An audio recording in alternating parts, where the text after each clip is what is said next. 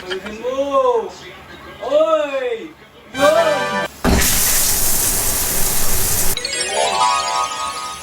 Yun! Uy, siyempre!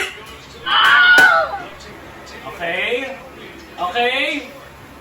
Okay! Yun! Alis! Alis! Yun! Yun! Yun! The one who's winning the race is Be The One. Here comes Words of Wisdom. Yo!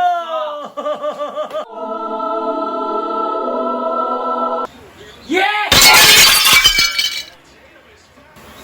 Yun! Yun! Yun! Ay, ay!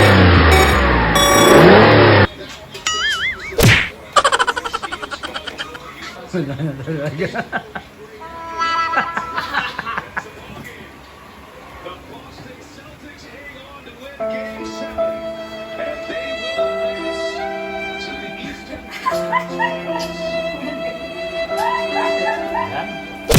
Puro turnover. Pakitan lang niya siya, isyapan. Kaya nagkaganon. Pero na-foul out si Lauri.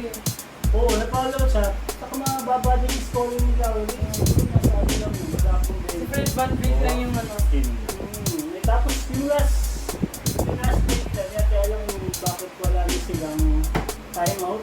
Yung tumawag ng timeout yung Raptors eh. Si VanVleet, Di wala nga sa time out. yun. Kaya pala. Kasi si VanVleet parang nag-isolation na lang siya eh. Kasi siya ng oras. So yun, talo ang Toronto Raptors. At hindi natin alam kung anong magiging, hindi ko talaga magiging champion ng season na to kasi mahusay bigla yung ano, yung Lakers. Pero syempre nandun yung Lakers, saka nandun yung Clippers. Kaya Denver pa, hindi pa tapos yung series sa Denver, saka ng Los Angeles Lakers. So yun, exciting ang NBA sa mga susunod na games niya. Pero sa ngayon, wala na yung team ni Kuya King. Kasi yun na nga yung team mo. Support ka muna eh. Liit ka muna. Para talo.